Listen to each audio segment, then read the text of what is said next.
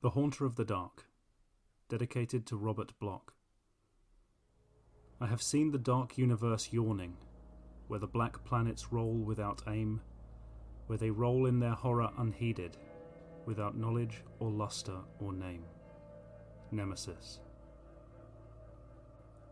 Cautious investigators will hesitate to challenge the common belief that Robert Blake was killed by lightning, or by some profound nervous shock derived from an electrical discharge.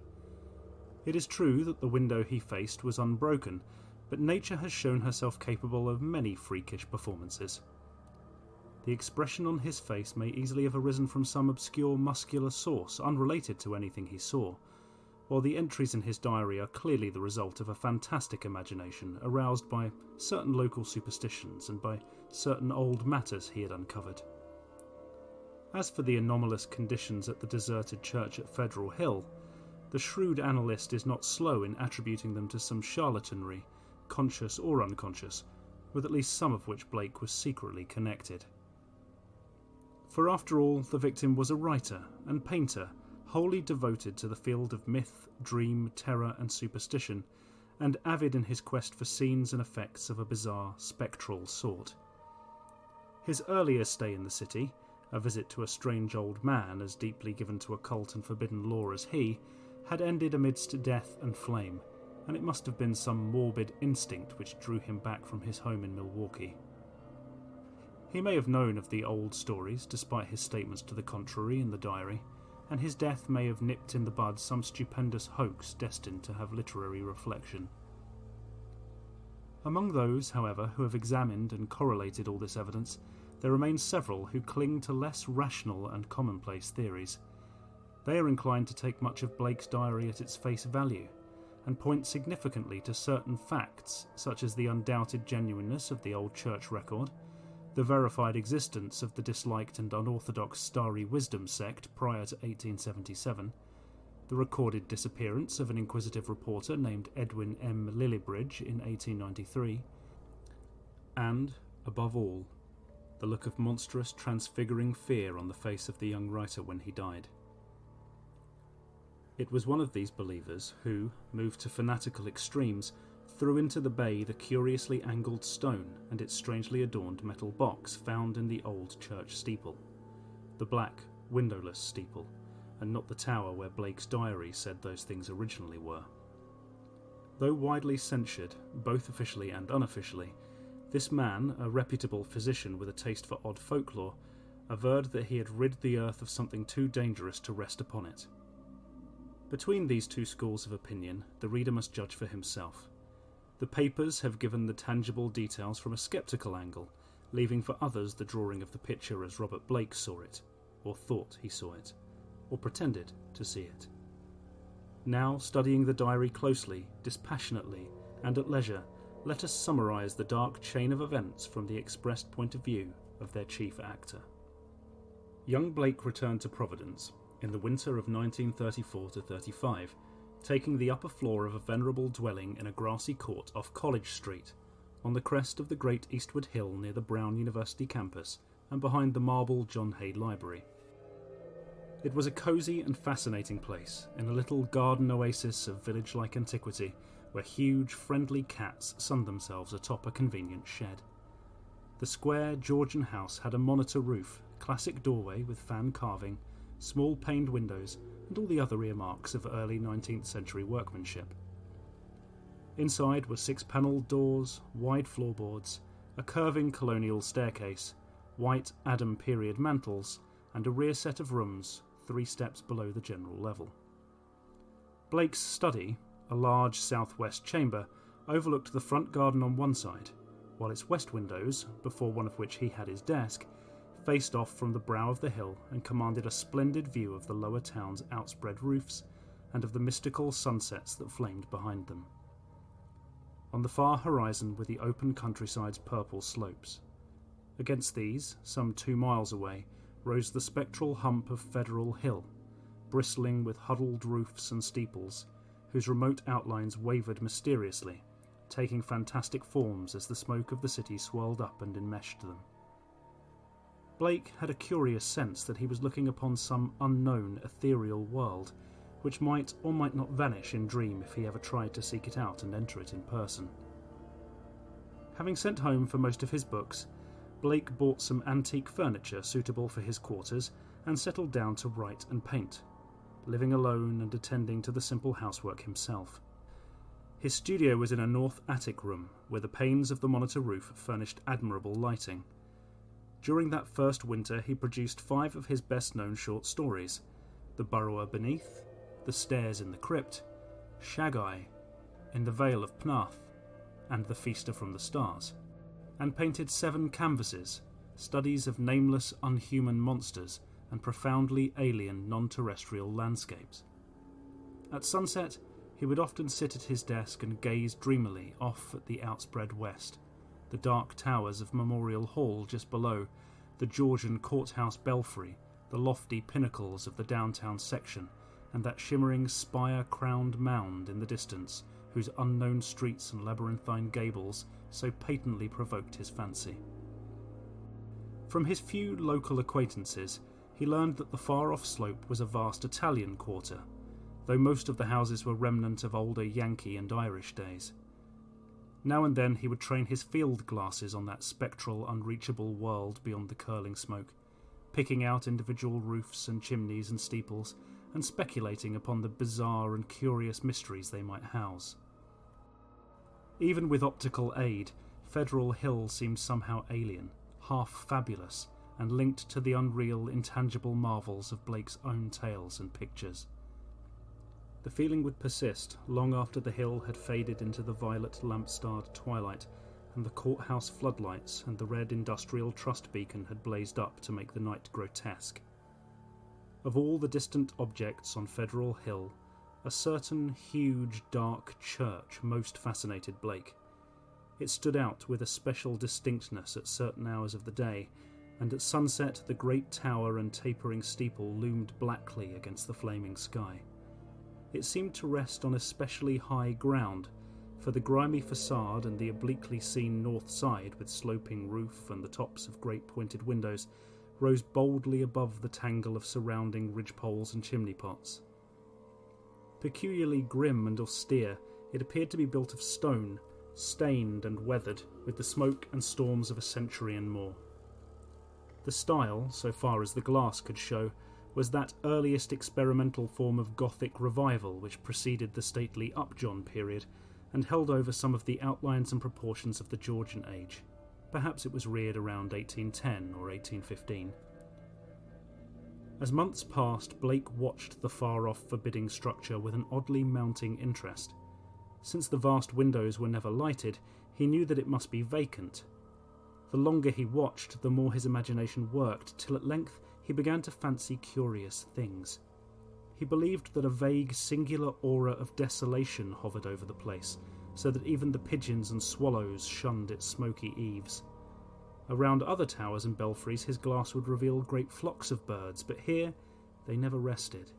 At least, that is what he thought and set down in his diary. He pointed the place out to several friends, but none of them had even been on Federal Hill or possessed the faintest notion of what the church was or had been. In the spring, a deep restlessness gripped Blake. He had begun his long-planned novel, based on a supposed survival of the witch cult in Maine, but was strangely unable to make progress with it. More and more he would sit at his westward window and gaze at the distant hill and the black, frowning steeple shunned by the birds. When the delicate leaves came out on the garden boughs, the world was filled with a new beauty, but Blake's restlessness was merely increased. It was then that he first thought of crossing the city and climbing bodily up that fabulous slope into the smoke-wreathed world of dream. Late in April, just before the eon-shadowed Walpurgis time, Blake made his first trip into the unknown. Plodding through the endless downtown streets and the bleak, decayed squares beyond, he came finally upon the ascending avenue of century-worn steps, sagging Doric porches and blear-paned cupolas, which he felt must lead up to the long-known unreachable world beyond the mists. There were dingy blue and white street signs which meant nothing to him, and presently he noted the strange dark faces of the drifting crowds and the foreign signs over curious shops in brown, decade-weathered buildings. Nowhere could he find any of the objects he had seen from afar, so that once more he half fancied that the federal hill of that distant view was a dream world, never to be trod by living human feet. Now and then a battered church facade or crumbling spire came in sight, but never the blackened pile that he sought. When he asked a shopkeeper about a great stone church, the man smiled and shook his head, though he spoke English freely. As Blake climbed higher, the region seemed stranger and stranger, with bewildering mazes of brooding brown alleys leading eternally off to the south. He crossed 2 or 3 broad avenues, and once thought he glimpsed a familiar tower. Again he asked a merchant about the massive church of stone, and this time he could have sworn that the plea of ignorance was feigned. The dark man's face had a look of fear which he tried to hide, and Blake saw him make a curious sign with his right hand. Then suddenly a black spire stood out against the cloudy sky on his left, above the tiers of brown roofs lining the tangled southerly alleys. Blake knew at once what it was, and plunged towards it through the squalid unpaved lanes and climbed from the avenue. Twice he lost his way, but he somehow dared not ask any of the patriarchs or housewives who sat on their doorsteps, or any of the children who shouted and played in the mud in the shadowy lanes. At last he saw the tower plain against the southwest, and a huge stone bulk rose darkly at the end of an alley. Presently he stood in a windswept open square, quaintly cobblestoned, with a high bank wall on the farther side. This was the end of his quest, for upon the wide iron-railed, weed-grown plateau which the wall supported, a separate, lesser world raised fully 6 feet above the surrounding streets, there stood a grim, Titan bulk whose identity, despite Blake's new perspective, was beyond dispute. The vacant church was in a state of great decrepitude. Some of the high stone buttresses had fallen, and several delicate finials lay half lost among the brown, neglected weeds and grasses. The sooty Gothic windows were largely unbroken, though many of the stone mullions were missing. Blake wondered how the obscurely painted panes could have survived so well, in view of the known habits of small boys the world over. The massive doors were intact and tightly closed. Around the top of the bank wall, fully enclosing the grounds, was a rusty iron fence whose gate, at the head of a flight of steps from the square, was visibly padlocked. The path from the gate to the building was completely overgrown. Desolation and decay hung like a pall above the place, and in the birdless eaves and black ivyless walls, Blake felt a touch of the dimly sinister beyond his power to define. There were very few people in the square, but Blake saw a policeman at the northerly end and approached him with questions about the church. He was a great wholesome Irishman, and it seemed odd that he would do little more than make the sign of the cross and mutter that people never spoke of that building. When Blake pressed him, he said very hurriedly that the Italian priest warned everybody against it, vowing that a monstrous evil had once dwelt there and left its mark. He himself had heard dark whispers of it from his father, who recalled certain sounds and rumours from his boyhood. There had been a bad sect there in the old days, an outlaw sect that called up awful things from some unknown gulf of night. It had taken a good priest to exorcise what had come, though there did be those who said that merely the light could do it. If Father O'Malley were alive, there would be many the thing he could tell, but now there was nothing to do but let it alone. It hurt nobody now, and those that owned it were dead or far away. They had run away like rats after the threatening talk in 77, when people began to mind the way folks vanished now and then in the neighbourhood. Some day the city would step in and take the property for lack of heirs, but little good would come of anybody's touching it. Better it be left alone for the years to topple, lest things be stirred that ought to rest forever in their black abyss. After the policeman had gone, Blake stood staring at the sullen, steepled pile. It excited him to find that the structure seemed as sinister to others as to him, and he wondered what grain of truth might lie behind the old tales the Blue Coat had repeated. Probably they were mere legends evoked by the evil look of the place, but even so, they were like a strange coming to life of one of his own stories. The afternoon sun came out from behind dispersing clouds, but seemed unable to light up the stained sooty walls of the old temple that towered on its high plateau. It was odd that the green of spring had not touched the brown withered growths in the raised iron-fenced yard. Blake found himself edging nearer the raised area and examining the bank wall and rusted fence for possible avenues of ingress. There was a terrible lore about the blackened fane, which was not to be resisted. The fence had no opening near the steps, but round on the north side were some missing bars. He could go up the steps and walk round on the narrow coping outside the fence till he came to the gap. If the people feared the place so wildly, he would encounter no interference. He was on the embankment and almost inside the fence before anyone noticed him. Then, looking down, he saw the few people in the square edging away and making the same sign with their right hands that the shopkeeper in the avenue had made. Several windows were slammed down and a fat woman darted into the street and pulled some small children inside a rickety, unpainted house. The gap in the fence was very easy to pass through, and before long, Blake found himself wading amidst the rotting, tangled growths of the deserted yard. Here and there the worn stump of a headstone told him that there had once been burials in the field, but that, he saw, must have been very long ago. The sheer bulk of the church was oppressive now that he was close to it, but he conquered his mood and approached to try the 3 great doors in the facade. All were securely locked, so he began a circuit of the Cyclopean building in quest of some minor and more penetrable opening. Even then he could not be sure that he wished to enter that haunt of desertion and shadow, yet the pull of its strangeness dragged him on automatically. A yawning and unprotected cellar window in the rear furnished the needed aperture. Peering in, Blake saw a subterranean gulf of cobwebs and dust, faintly lit by the western sun's filtered rays. Debris, old barrels and ruined boxes and furniture of numerous sorts met his eye, though over everything lay a shroud of dust which softened all sharp outlines. The rusted remains of a hot air furnace showed that the building had been used and kept in shape as late as mid-Victorian times. Acting almost without conscious initiative, Blake crawled through the window and let himself down to the dust-carpeted and debris-strewn concrete floor. The vaulted cellar was a vast one without partitions, and in a corner far to the right amid dense shadows he saw a black archway, evidently leading upstairs. He felt a peculiar sense of oppression at being actually within the great spectral building, but kept it in check as he cautiously scouted about, finding a still intact barrel amid the dust and rolling it over to the open window to provide for his exit. Then, bracing himself, he crossed the wide, cobweb-festooned space towards the arch.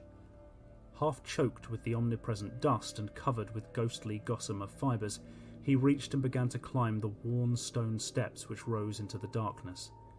He had no light, but groped carefully with his hands. After a sharp turn, he felt a closed door ahead, and a little fumbling revealed its ancient latch. It opened inward, and beyond it he saw a dimly illumined corridor lined with worm-eaten panelling. Once on the ground floor, Blake began exploring in a rapid fashion. All the inner doors were unlocked so that he freely passed from room to room. The colossal nave was an almost eldritch place with its drifts and mountains of dust over box pews, altar, hourglass pulpit and sounding board, and its titanic ropes of cobweb stretching among the pointed arches of the gallery and entwining the clustered Gothic columns. Over all this hushed desolation played a hideous leaden light as the declining afternoon sun sent its rays through the strange, half-blackened panes of the great apsidal windows. The paintings on those windows were so obscured by soot that Blake could scarcely decipher what they had represented, but from the little he could make out he did not like them. The designs were largely conventional, and his knowledge of obscure symbolism told him much concerning some of the ancient patterns. The few saints depicted bore expressions distinctly open to criticism, while one of the windows seemed to show merely a dark space with spirals of curious luminosity scattered about in it. Turning away from the windows, Blake noticed that the cobwebbed cross above the altar was not of the ordinary kind, but resembled the primordial ankh or crux ansata of shadowy Egypt. In a rear vestry room beside the apse, Blake found a rotting desk and ceiling-high shelves of mildewed, disintegrating books. Here, for the first time, he received a positive shock of objective horror, for the titles of those books told him much. They were the black, forbidden things which most sane people have never even heard of, or have heard of only in furtive, timorous whispers, the banned and dreaded repositories of equivocal secret and immemorial formulae which have trickled down the stream of time from the days of man's youth and the dim, fabulous days before man was. He had himself read many of them, a Latin version of the abhorred Necronomicon, the sinister Liber Ivonis, the infamous Cultes des Gauls of Comte de Erlet, the Unaussprechlichen Kulten of von Junst, and old Ludwig Prinz Hellish de Vermis Mysteris. But there were others he had known merely by reputation or not at all. The Pnakotic manuscripts, the Book of Xian, and a crumbling volume of wholly unidentifiable characters, yet with certain symbols and diagrams shudderingly recognisable to the occult student. Clearly the lingering local rumours had not lied. This place had once been the seat of an evil older than mankind, and wider than the known universe. In the ruined desk was a small leather-bound record book filled with entries in some odd cryptographic medium. The manuscript writing consisted of the common traditional symbols used today in astronomy and anciently in alchemy, astrology and other dubious arts. The devices of the sun, moon, planets, aspects and zodiacal signs, here massed in solid pages of text, with divisions and paragraphing suggesting that each symbol answered to some alphabetical letter. In the hope of later solving the cryptogram, Blake bore off this volume in his coat pocket. Many of the great tomes on the shelves fascinated him unutterably, and he felt tempted to borrow them at some later time. He wondered how they could have remained undisturbed so long. Was he the first to conquer the clutching, pervasive fear which had for nearly 60 years protected this deserted place from visitors? Having now thoroughly explored the ground floor, Blake ploughed again through the dust of the spectral nave to the front vestibule, where he had seen a door and staircase presumably leading up to the blackened tower and steeple, objects so long familiar to him at a distance. The ascent was a choking experience, for dust lay thick while the spiders had done their worst in this constricted place. The staircase was a spiral with high, narrow wooden treads, and now and then Blake passed a clouded window looking dizzily out over the city. Though he had seen no ropes below, he expected to find a bell or peal of bells in the tower, whose narrow, louvre-boarded lancet windows his field glass had studied so often. Here he was doomed to disappointment, for when he attained the top of the stairs, he found the tower chamber vacant of chimes, and clearly devoted to vastly different purposes. The room, about 15 feet square, was faintly lighted by 4 lancet windows, one on each side, which were glazed within their screening of decayed louvre boards. These had been further fitted with tight, opaque screens, but the latter were now largely rotted away. In the centre of the dust-laden floor rose a curiously angled stone pillar, some 4 feet in height and 2 in average diameter, covered on each side with bizarre, crudely incised and wholly unrecognisable hieroglyphs. On this pillar rested a metal box of peculiarly asymmetrical form, its hinged lid thrown back and its interior holding what looked beneath the decade-deep dust to be an egg-shaped or irregularly spherical object some 4 inches through. Around the pillar in a rough circle were 7 high-backed Gothic chairs still largely intact, while behind them, ranging along the dark-panelled walls, were 7 colossal images of crumbling black-painted plaster, resembling more than anything else the cryptic carven megaliths of mysterious Easter Island. In one corner of the cobwebbed chamber, a ladder was built into the wall, leading up to the closed trap door of the windowless steeple above. As Blake grew accustomed to the feeble light, he noticed odd bas-reliefs on the strange open box of yellowish metal. Approaching, he tried to clear the dust away with his hands and handkerchief, and saw that the figurings were of a monstrous and utterly alien kind, depicting entities which, though seemingly alive, resembled no known life form ever evolved on this planet. The 4-inch seeming sphere turned out to be a nearly black, red-striated polyhedron with many irregular flat surfaces, either a very remarkable crystal of some sort or an artificial object of carved and highly polished mineral matter. It did not touch the bottom of the box, but was held suspended by a means of a metal band around its centre, with 7 queerly designed supports extending horizontally to angles of the box's inner wall near the top. This stone, once exposed, exerted upon Blake an almost alarming fascination. He could scarcely tear his eyes from it, and as he looked at its glistening surfaces, he almost fancied it was transparent, with half-formed worlds of wonder within. Into his mind floated pictures of alien orbs with great stone towers, and other orbs with Titan mountains and no mark of life, and still remoter spaces where only a stirring in vague blacknesses told of the presence of consciousness and will. When he did look away, it was to notice a somewhat singular mound of dust in the far corner near the ladder to the steeple. Just why it took his attention he could not tell, but something in its contours carried a message to his unconscious mind. Ploughing toward it and brushing aside the hanging cobwebs as he went, he began to discern something grim about it. Hand and handkerchief soon revealed the truth, and Blake gasped with a baffling mixture of emotions. It was a human skeleton, and it must have been there for a very long time.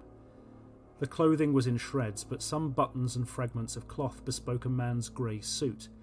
There were other bits of evidence: shoes, metal clasps, huge buttons for round cuffs, a stick pin of bygone pattern, a reporter's badge with the name of the old Providence Telegram, and a crumbling leather pocketbook. Blake examined the latter with care, finding within it several bills of antiquated issue, a celluloid advertising calendar for 1893, some cards with the name Edwin M. Lillibridge, and a paper covered with pencilled memoranda. This paper held much of a puzzling nature, and Blake read it carefully at the dim westward window. Its disjointed text included such phrases as the following: Professor Enoch Bowen, home from Egypt, May 1844, buys Old Free Will Church in July, his archaeological work and studies in occult well known. Dr. Drown of Fourth Baptist warns against starry wisdom in sermon 29th of December 1844. Congregation 97 by end of 45. 1846, 3 disappearances, first mention of shining trapezohedron. 7 disappearances, 1848, stories of blood sacrifice begin. Investigation 1853 comes to nothing, stories of sounds. Father O'Malley tells of devil worship with box found in great Egyptian ruins, says they call up something that can't exist in light, flees a little light and banished by strong light, then has to be summoned again. Probably got this from deathbed confession of Francis X. Feeney, who had joined Starry Wisdom in 49. These people say the shining trapezohedron shows them heaven and other worlds, and that the Haunter of the Dark tells them secrets in some way. Story of Orrin B. Eddy, 1857. They call it up by gazing at the crystal and have a secret language of their own. 200 or more in congregation, 1863, exclusive of men at front. Irish boys mob church in 1869 after Patrick Reagan's disappearance. Veiled article in J, 14th March 72, but people don't talk about it. 6 disappearances, 1876. Secret committee calls on Mayor Doyle. Action promised, Feb 1877.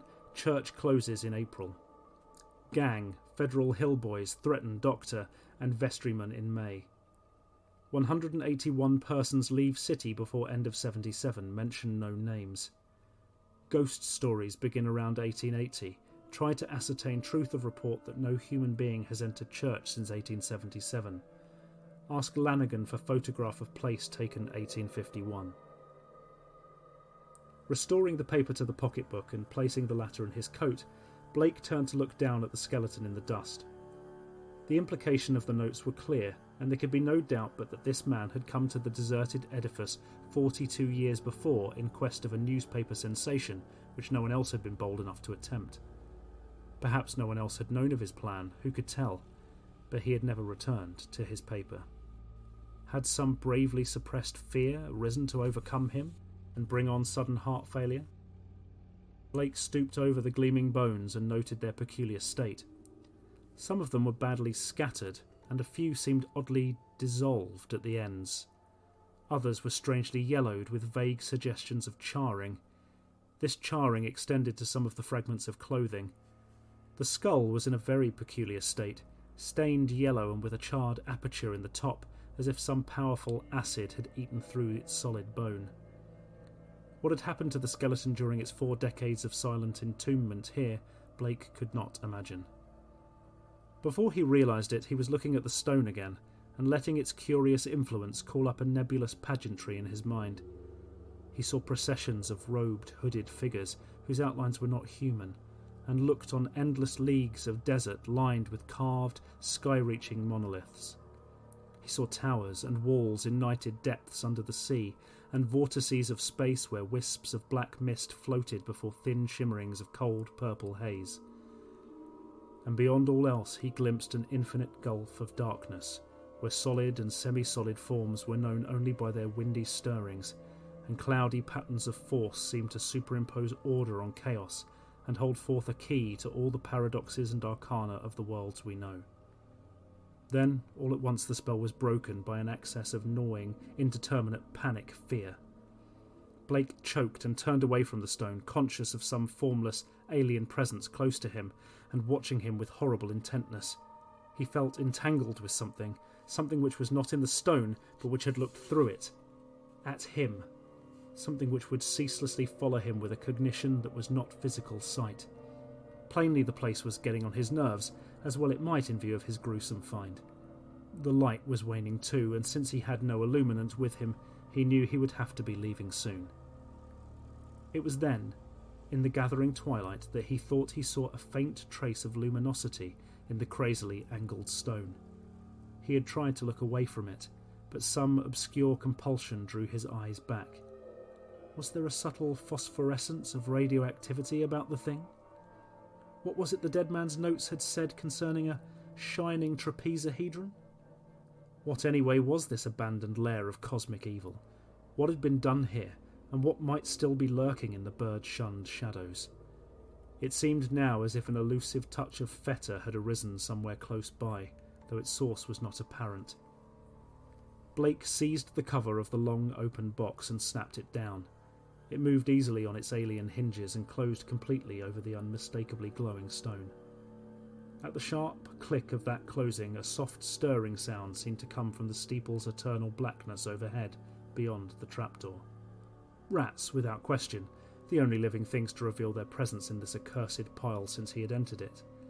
And yet that stirring in the steeple frightened him horribly, so that he plunged almost wildly down the spiral stairs, across the ghoulish nave, into the vaulted basement, out amidst the gathering dust of the deserted square, and down through the teeming, fear-haunted alleys and avenues of Federal Hill, towards the sane central streets and the home-like brick sidewalks of the college district.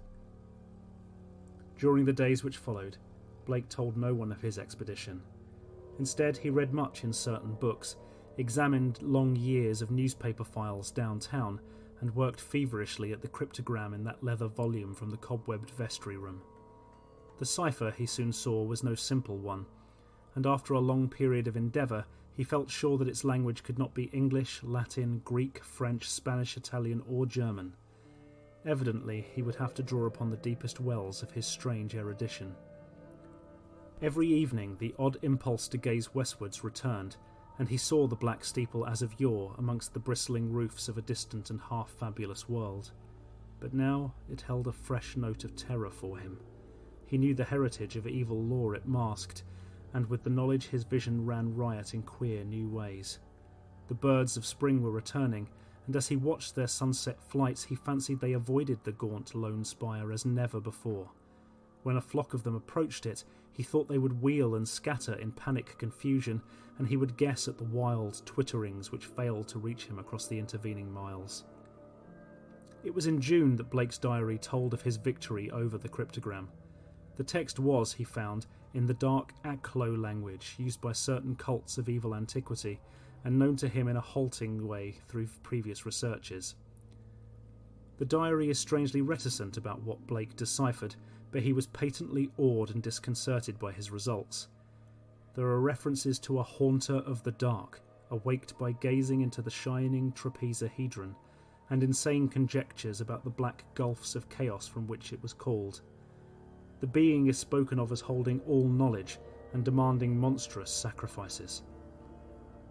Some of Blake's entries show fear lest the thing, which he seemed to regard as summoned, stalk abroad, though he adds that the streetlights form a bulwark which cannot be crossed. Of the shining trapezohedron he speaks often, calling it a window on all time and space, and tracing its history from the days it was fashioned on dark Yuggoth, before ever the Old Ones brought it to Earth. It was treasured and placed in its curious box by the crinoid things of Antarctica, salvaged from their ruins by the serpent men of Volusia, and peered at eons later in Lemuria by the first human beings. It crossed strange lands and stranger seas and sank with Atlantis before a Minoan fisher meshed it in his net and sold it to swarthy merchants from knighted Kem. The pharaoh Nephren-Ka built around it a temple with a windowless crypt, and did that which caused his name to be stricken from all monuments and records. Then it slept in the ruins of that evil fane which the priests and the new pharaoh destroyed, till the delver's spade once more brought it forth to curse mankind. Early in July, the newspapers oddly supplement Blake's entries, though in so brief and casual a way that only the diary has called general attention to their contribution. It appears that a new fear had been growing on Federal Hill since a stranger had entered the dreaded church. The Italians whispered of unaccustomed stirrings and bumpings and scrapings in the dark windowless steeple, and called on their priests to banish an entity which haunted their dreams. Something, they said, was constantly watching at a door to see if it were dark enough to venture forth. Press items mentioned the long-standing local superstitions, but failed to shed much light on the earlier background of the horror. It was obvious that the young reporters of today are no antiquarians. In writing of these things in his diary, Blake expresses a curious kind of remorse and talks of the duty of burying the shining trapezohedron and of banishing that which he had evoked by letting daylight into the hideous jutting spire. At the same time, however, he displays the dangerous extent of his fascination and admits a morbid longing, pervading even in his dreams, to visit the accursed tower and gaze into the cosmic secrets of the glowing stone. Then something in the journal on the morning of 17th July threw the diarist into a veritable fever of horror. It was only a variant of the other half-humorous items about the Federal Hill restlessness, but to Blake it was somehow very terrible indeed. In the night, a thunderstorm had put the city's lighting system out of commission for a full hour, and in that black interval the Italians had nearly gone mad with fright. Those living near the dreaded church had sworn that the thing in the steeple had taken advantage of the street lamp's absence and gone down into the body of the church, flopping and bumping around in a viscous, altogether dreadful way. Towards the last it had bumped up to the tower, where there were sounds of the shattering of glass. It could go wherever the darkness reached, but light would always send it fleeing. When the current blazed on again, there had been a shocking commotion in the tower, for even the feeble light trickling through the grime-blackened louvre-boarded windows was too much for the thing.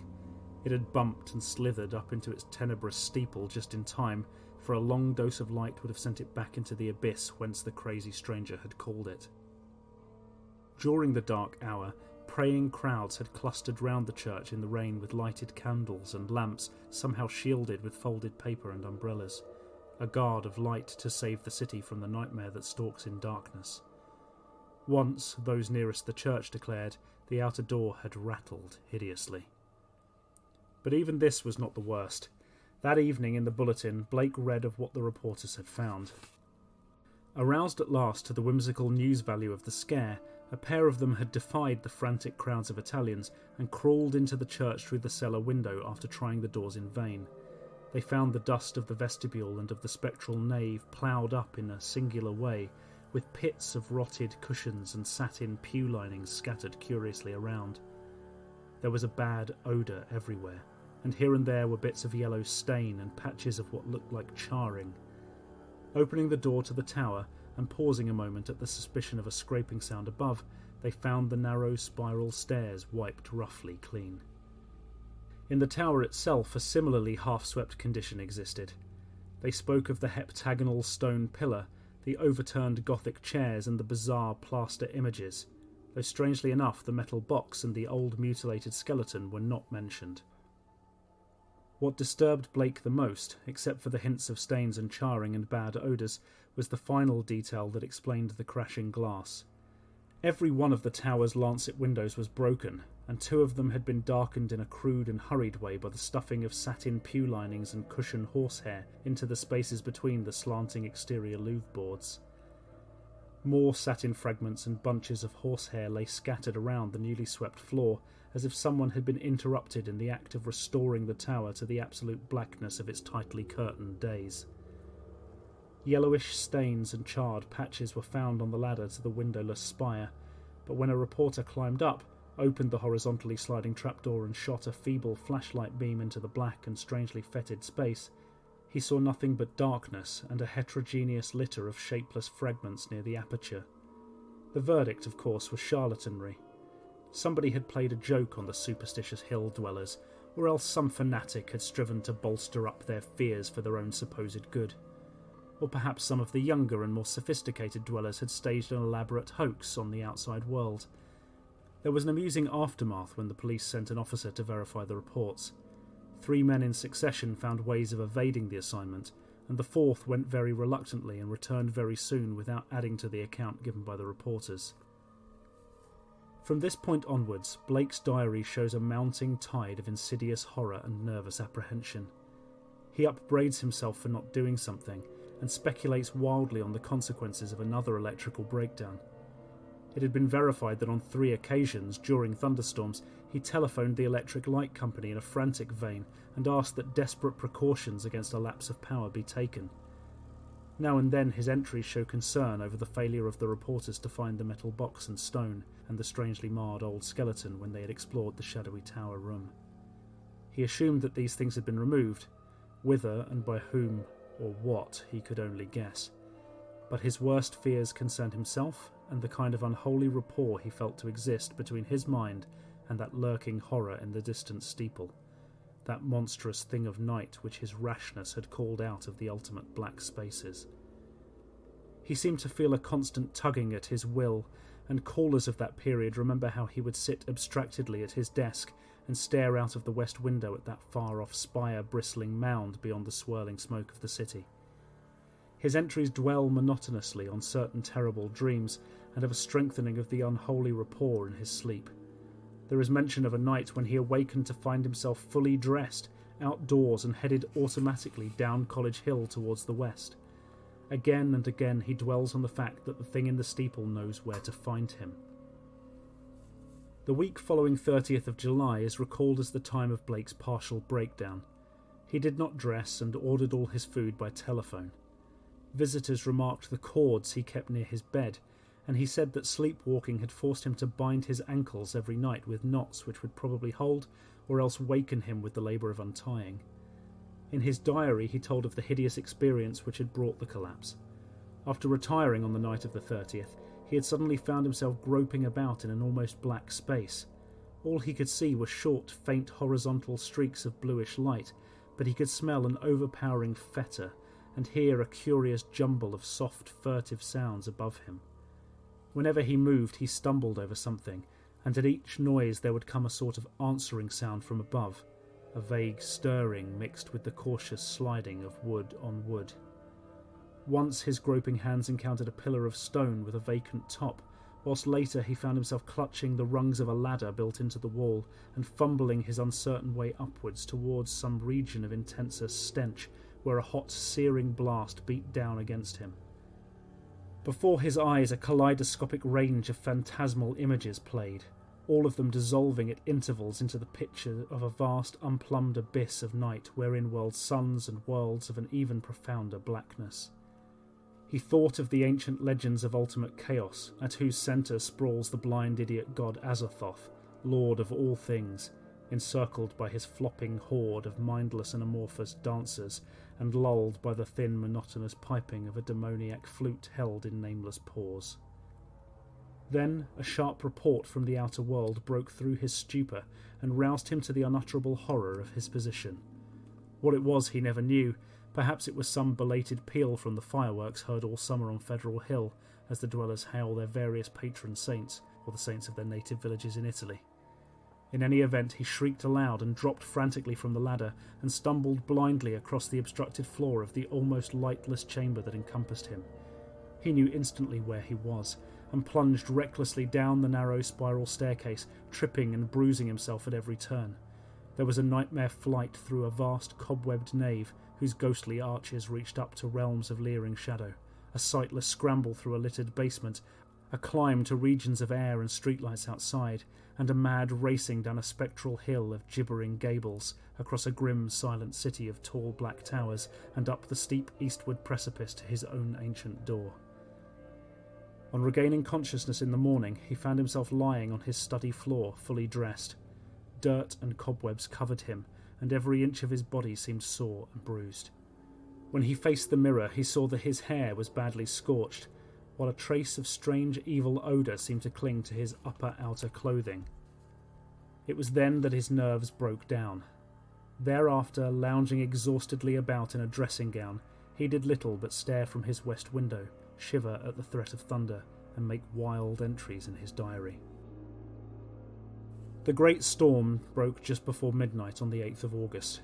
Lightning struck repeatedly in all parts of the city, and 2 remarkable fireballs were reported. The rain was torrential, while a constant fusillade of thunder brought sleeplessness to thousands. Blake was utterly frantic in his fear for the lighting system, and tried to telephone the company around 1 a.m, though by that time service had been temporarily cut off in the interests of safety. He recorded everything in his diary, the large, nervous and often undecipherable hieroglyphs telling their own story of growing frenzy and despair, and of entries scrawled blindly in the dark. He had to keep the house dark in order to see out of the window, and it appears that most of his time was spent at his desk peering anxiously through the rain across the glistening miles of downtown roofs at the constellation of distant lights marking Federal Hill. Now and then he would fumblingly make an entry in his diary, so that detached phrases such as "the lights must not go," "it knows where I am, I must destroy it," and "it is calling to me, but perhaps it means no injury this time," are found scattered down 2 of the pages. Then the lights went out all over the city. It happened at 2:12 a.m. according to Powerhouse records, but Blake's diary gives no indication of the time. The entry is merely, "Lights out. God help me." On Federal Hill there were watchers as anxious as he, and rain-soaked knots of men paraded the square and alleys around the evil church with umbrella-shaded candles, electric flashlights, oil lanterns, crucifixes, and obscure charms of the many sorts common to southern Italy. They blessed each flash of lightning and made cryptical signs of fear with their right hands when a turn in the storm caused the flashes to lessen and to finally cease altogether. A rising wind blew out most of the candles, so that the scene grew threatening dark. Someone roused Father Maluzzo of Spirito Santo Church, and he hastened to the dismal square to pronounce whatever helpful syllables he could. Of the restless and curious sounds in the blackened tower, there could be no doubt whatever. For what happened at 2:35 we have the testimony of the priest, a young, intelligent and well-educated person, of Patrolman William J. Monaghan of the Central Station, an officer of the highest reliability who had paused at that part of his beat to inspect the crowd, and of most of the 78 men who had gathered around the church's high bank wall, especially those in the square where the eastward facade was visible. Of course, there was nothing which can be proved as being outside the order of nature. The possible causes of such an event are many. No one can speak with certainty of the obscure chemical processes arising in a vast, ancient, ill-aired and long-deserted building of heterogeneous contents.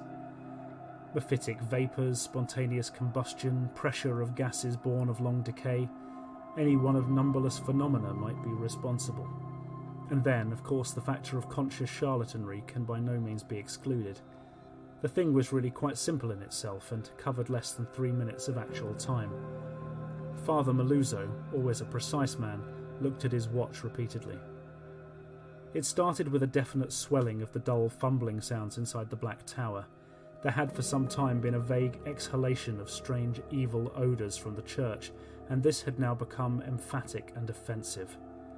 Then at last there was a sound of splintering wood, and a large heavy object crashed down in the yard beneath the frowning easterly facade. The tower was invisible now that the candles would not burn, but as the object neared the ground the people knew that it was the smoke-grimed louvre boarding of that tower's east window. Immediately afterwards, an utterly unbearable fetor welled forth from the unseen heights, choking and sickening the trembling watchers, and almost prostrating those in the square. At the same time the air trembled with a vibration as of flapping wings, and a sudden east-blowing wind, more violent than any previous blast, snatched off the hats and wrenched the dripping umbrellas of the crowd. Nothing definite could be seen in the candleless night, though some upward-looking spectators thought they glimpsed a great spreading blur of denser blackness against the inky sky, something like a formless cloud of smoke that shot with meteor-like speed towards the east. That was all. The watchers were half numbed with fright, awe and discomfort, and scarcely knew what to do or whether to do anything at all. Not knowing what had happened, they did not relax their vigil, and a moment later they sent up a prayer as a sharp flash of belated lightning, followed by an ear-splitting crash of sound, rent the flooded heavens. Half an hour later the rain stopped, and in 15 minutes more the streetlights sprang on again, sending the weary, bedraggled watchers relievedly back to their homes. The next day's papers gave these matters minor mention in connection with the general storm reports. It seems that the great lightning flash and deafening explosion which followed the Federal Hill occurrence were even more tremendous further east, where a burst of the singular fetor was likewise noticed. The phenomenon was most marked over College Hill, where the crash awakened all the sleeping inhabitants and led to a bewildered round of speculations. Of those who were already awake, only a few saw the anomalous blaze of light near the top of the hill, or noticed the inexplicable upward rush of air which almost stripped the leaves from the trees and blasted the plants in the gardens. It was agreed that the lone, sudden lightning bolt must have struck somewhere in this neighbourhood, though no trace of its striking could afterwards be found. A youth in the Tau Omega fraternity house thought he saw a grotesque and hideous mass of smoke in the air, just as the preliminary flash burst, but his observation has not been verified. All of the few observers, however, agree as to the violent gust from the west and the flood of intolerable stench which preceded the belated stroke, whilst evidence concerning the momentary burned odour after the stroke is equally general. These points were discussed very carefully because of their probable connection with the death of Robert Blake. Students in the Psi Delta house, whose upper rear windows looked into Blake's study, noticed the blurred white face at the westward window on the morning of the 9th and wondered what was wrong with the expression. When they saw the same face in the same position that evening, they felt worried and watched for the lights to come up in his apartment. Later they rang the bell of the darkened flat and finally had a policeman force the door. The rigid body sat bolt upright at the desk by the window, and when the intruders saw the glassy, bulging eyes and the marks of stark, convulsive fright on the twisted features, they turned away in sickened dismay. Shortly afterwards, the coroner's physician made an examination, and despite the unbroken window, reported electrical shock or nervous tension induced by electrical discharge as the cause of death.